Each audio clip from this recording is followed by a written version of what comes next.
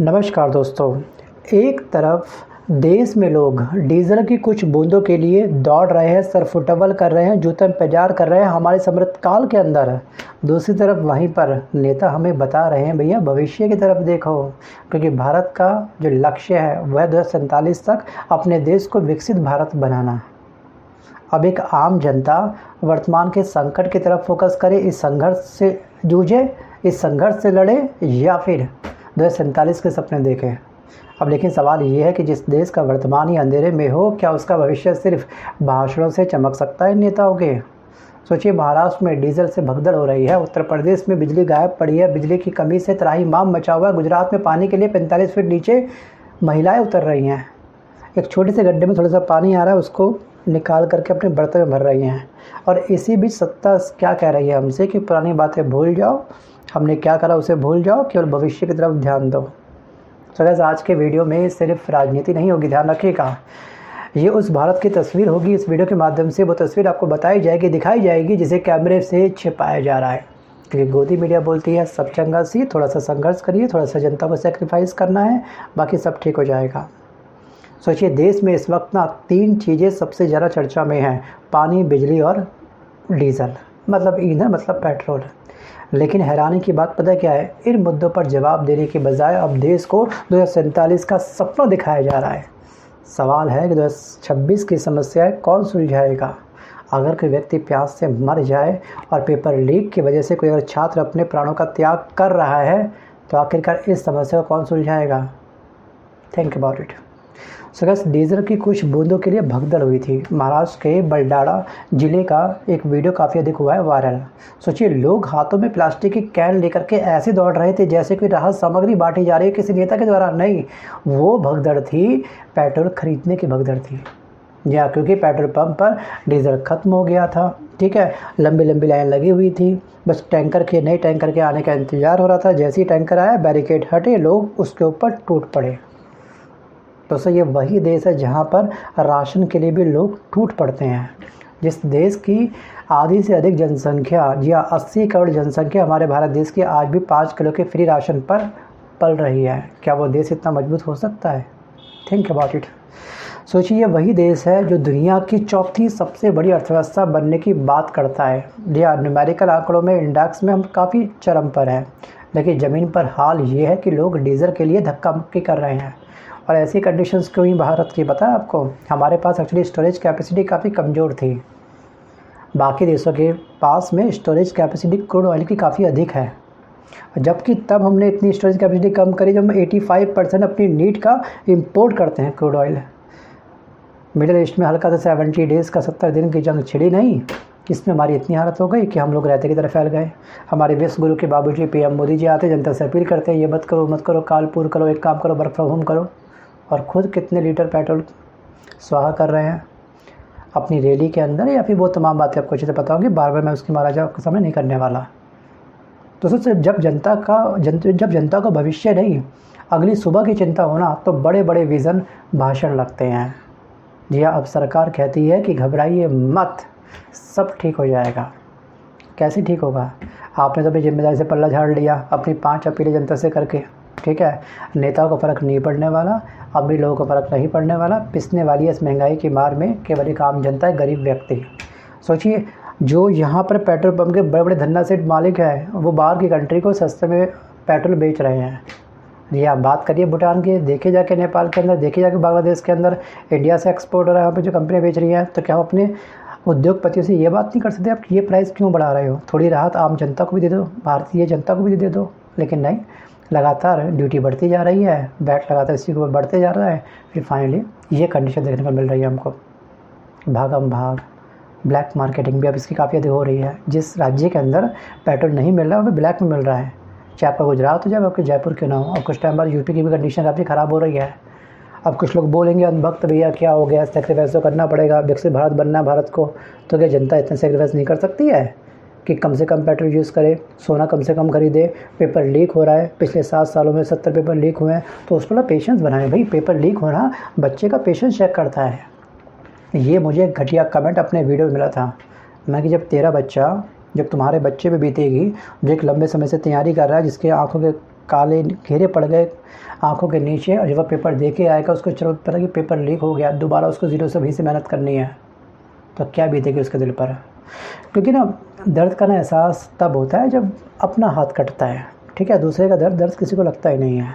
सोचिए किसानों की हालत इस समय एमएसपी को लेकर कितनी तगड़ी बुरी हो रखी है, वो तस्वीर आपको समझ नहीं आ रही है।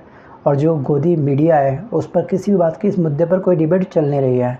वहाँ पर क्या होता है, वहाँ पर ये दिखाया जाएगा भैया अब्दुल के यहाँ पे भी तो लाइट नहीं आ रही है, ये सोचो कि अब्दुल भी परेशान है, इसी बात को लेकर के गाली पे ख्याल अपने मन के अंदर पाल लो और खुश हो जाओ। आपका संकट अपने आप कमज़ोर हो जाएगा, आपको अपना संकट, अपनी मुसीबत कम लगेगी। और वो वीडियो आपने देखा होगा, एक नेहा बहुत बड़ी फेमस पर्सनैलिटी है, उनका वीडियो मैं अटैच कर दूंगा लास्ट में, उसको देख लीजिएगा। चलिए वापस आते हैं फिलहाल हम लोग टॉपिक की तरफ।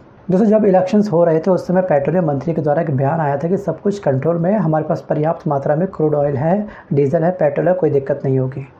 अगर सब कुछ कंट्रोल में था तो ये तस्वीरें आखिर का सामने क्यों आ रही है, सड़कों पर इस तरह से भगदड़ क्यों मच रही है? क्या ये जनता नौटंकी कर रही है, ड्रामा कर रही है? सोचिए एक बार। वहीं पर दूसरी तरफ उत्तर प्रदेश में बिजली कई घंटों गायब है। यह देश का सबसे बड़ा राज्य है, सबसे ज़्यादा आबादी, और जहाँ पे सबसे अधिक जुमले गढ़े जाते हैं विकास के, इस समय इस गर्मी में कई इलाकों में वहाँ पर 8 से 10 घंटे तक बिजली गायब है। कानपुर देहात में मेडिकल कॉलेज के छात्र इस अमृतकाल के अंदर सड़क पर उतर आए हैं 45 डिग्री सेंटीग्रेड टेम्परेचर पर। सोचिए, जो छात्र डॉक्टर बनने आए थे वो अब स्ट्रीट लाइट के नीचे बैठ कर के पढ़ाई करने को मजबूर हो चुके हैं। वहीं दोस्तों उत्तर प्रदेश के नोएडा के हाई राइज सोसाइटी में लोग लिफ्ट में फंस गए। 24वीं मंजिल तक लोग सीढ़ियाँ चढ़ रहे हैं, जिसमें बुजुर्ग परेशान हो रहे हैं, बच्चे परेशान हो रहे हैं, मरीज परेशान हो रहे हैं। घुटनों की दिक्कत मैक्सिमम महिलाओं को होती है, घुटनों की दिक्कत, वो तरीके से नहीं चल पाती हैं। सोचिए 24वीं 25वीं मंजिल चढ़ना पड़ जाएगा, क्या हालत होगी। और अब सबसे दिलचस्प बात पता है क्या है, कि जो हमारे जो बिजली मंत्री हैं वो क्या कर रहे हैं, जनता की समस्या पर प्रेस कॉन्फ्रेंस नहीं बल्कि विपक्ष पर बयानबाजी कर रहे हैं। विपक्ष ने ये करा, विपक्ष ने वो करा, अरे तुमने क्या किया वो बताओ अब जरा एक बार। वर्तमान में जीना सीखो। जनता को आप पकड़ा रहे हो 2047 के विकसित भारत के सपने, और वर्तमान की ऐसी हालत कर रखी कि लोग मर रहे हैं। सोचिए 1 घंटे, जी हाँ एक घटना, सॉरी मैं आपको और यहाँ पे डिस्कस करना चाहता हूँ, मेरठ की घटना है।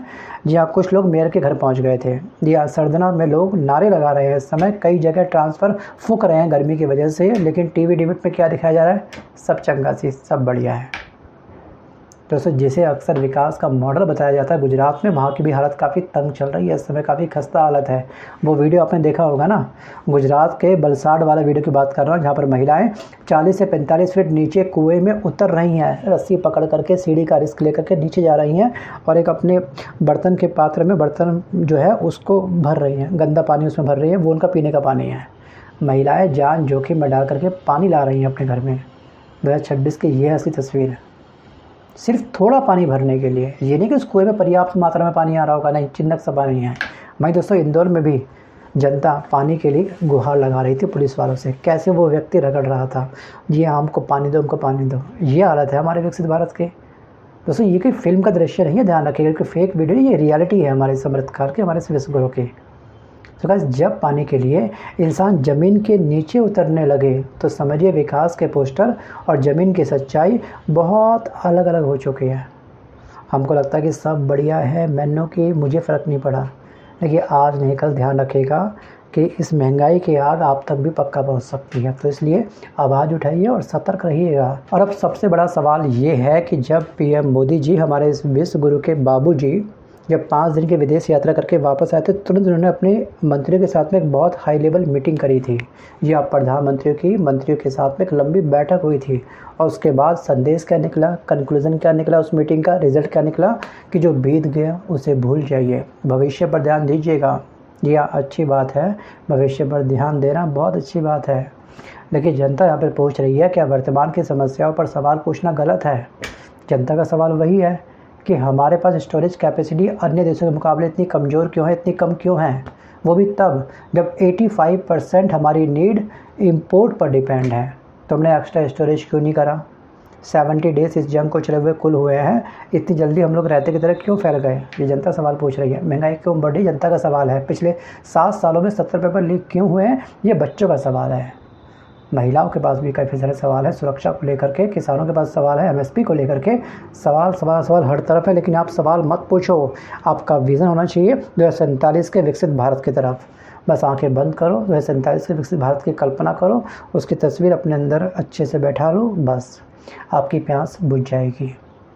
आपकी गाड़ी में पेट्रोल अपना पड़ जाएगा, खेती खलियान अपने आप स्टार्ट हो जाएगी, महिला की सुरक्षा बढ़ जाएगी, पेपर लीक बंद हो जाएगा। बस आप इमेजिन करो 2047 का विकसित भारत, ये कहना है हमारे नेताओं का।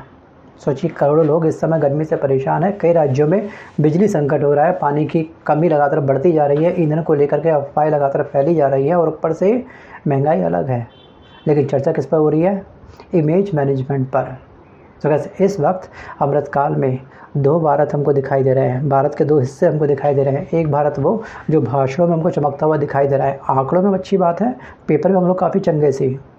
जी हाँ, वहीं पर दूसरी तरफ एक भारत वो है कि ज़मीनी हकीकत कुछ और ही बयां कर रही है। जी हाँ, एक तरफ विदेशी दौरों की तस्वीरें हो रही हैं हमारे पीएम मोदी जी की बैक टू बैक, दूसरी तरफ गाँवों में कुएँ तक सूख चुके हैं।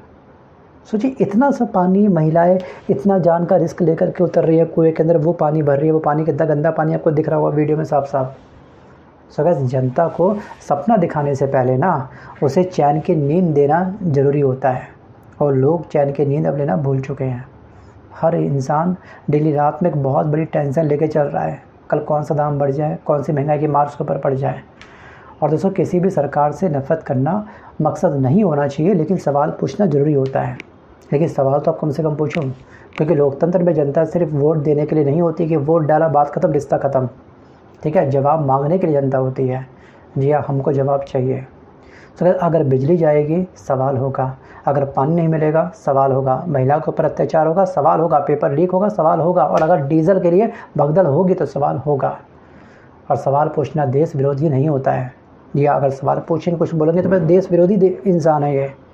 भैया, सवाल पूछना देश विरोधी नहीं होता है, क्योंकि जिस दिन सवाल पूछना बंद हो गया उस दिन लोकतंत्र अपने आप खत्म हो जाएगा। और दोस्तों, 2047 का सपना ज़रूर देखिए, लेकिन 2026 की परेशानियों को मत भूलिए। सोचिए, पानी की कमी से प्यासे ही मर गए अगर लोग, तो क्या वो 2047 को जी पाएंगे, विकसित भारत देख पाएंगे? अगले साल के लाले पड़ रखे हैं लोगों के इस समय। तुम बात करें 2047 की।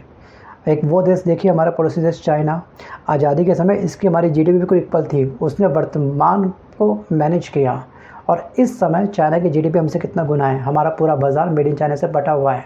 सोचिए, चाइना हमारे इस समय बैसाखी बन चुका है, हमारी बैसाखी उसने खींची नहीं, हमारा बाज़ार धड़ाम हुआ नहीं, सेकंड लगेंगे।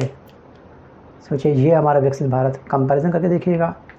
सो गाइस, भविष्य उन्हीं का मजबूत होता है जो वर्तमान को ठीक करते हैं, वर्तमान पे काम करते हैं। बट हमको क्या दिखाया जा रहा है? 2047 का विकसित भारत।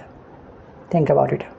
कमेंट में आप मुझे पक्का बताइएगा कि आपके इलाके में समस्या किस चीज़ की है, बिजली की, पानी की, महंगाई की, डीजल की, या फिर कोई और समस्याएं, या फिर आप भी सच में अमृतकाल को एंजॉय कर रहे हो, आपको कोई फ़र्क नहीं पड़ता क्या चल रहा है दुनिया में, सब चंगा सही मैनों की, या फिर आप इस तरह के इंसान हो।